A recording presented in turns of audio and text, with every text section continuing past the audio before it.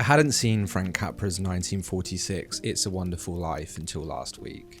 I had heard of its effortless charms and magic, but James Stewart's way with words had never enticed me enough until a viewer recommended it. And what a Christmas gift that was. There's a lot to say about Capra's command of story in this film. Its slow descent into the darkness of a man that has nothing left to give is heartbreaking. It's effortlessly charming and smooth, consistently putting a smile on your face as you meander through the life of George Bailey, arguably the most important and forgotten character of American cinema. George Bailey has dreamed of leaving behind his small sleepy town of Bedford Falls his whole life. He was a member of the National Geographic as a child and forever chased the idea of exploring the world. Yet, one fateful day, his duty to take over his father's building and loans company called and he was faced with a choice. Choice is the real beauty of Capra's tour de force. George is consistently inundated with choice. Not the usual black and white choice between good and evil, but a more morally grey choice between selflessness and selfishness. Capra immediately establishes this theme with George's little brother Harry to immense payoff in its final act. Out ice skating as children, George dives beneath the ice to save his little brother from death, unknowingly giving up his hearing in one ear to do it.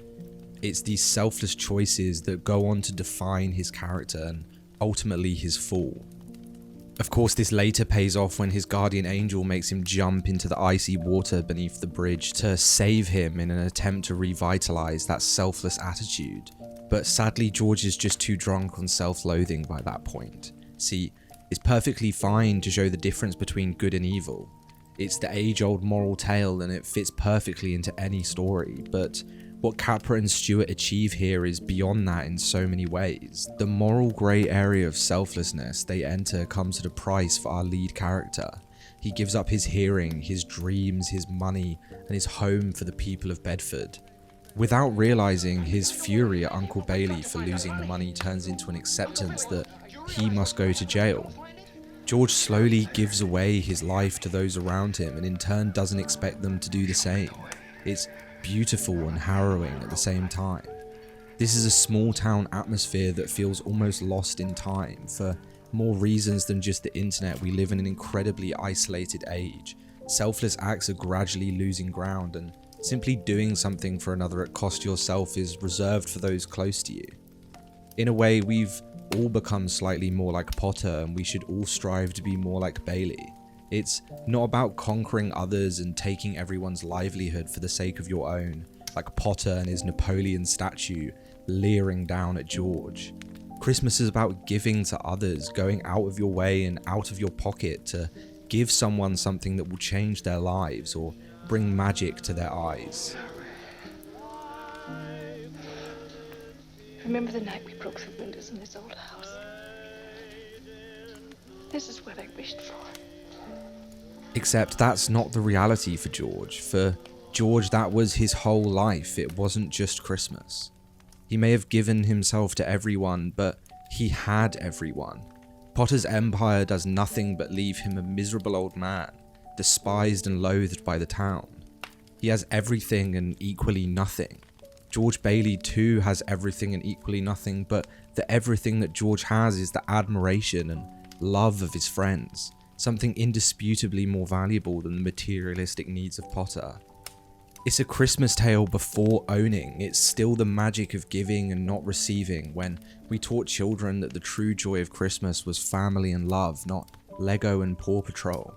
There is so much to say about the masterful imagery of this film. The raven clawing at the house as George is in debt, or how it lands on Uncle Bailey when he's lost the bank's money. Its bleak midwinter claws taking the life from the Baileys as Potter clutches his claws down on the family. Or George trapped through a window, rain pouring down on him as he realizes that he's trapped in Bedford Falls, unable to go on his honeymoon, always looking through the glass at what he can't have because he belongs to Bedford Falls. Yet, that's not what's important about this film. What's important is how Capra presents the gift of choice. The choice to give rather than take, the true meaning of Christmas and the ultimate beauty of being human. It's a message slowly fading as we move forwards in society. Globalization and corporate culture has slowly dehumanized the face of society, and we've gradually become further and further removed from each other and the human experience.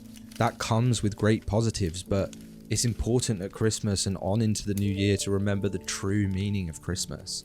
Not the Coca-Cola truck or the latest gadgets, but spending time with those around you and giving yourself to them, regardless of what you get back. I hope everyone who watches this at Christmas has a very merry one, and those who are watching this in July or some shit, be a little bit more like George Bailey and a little bit less like Potter.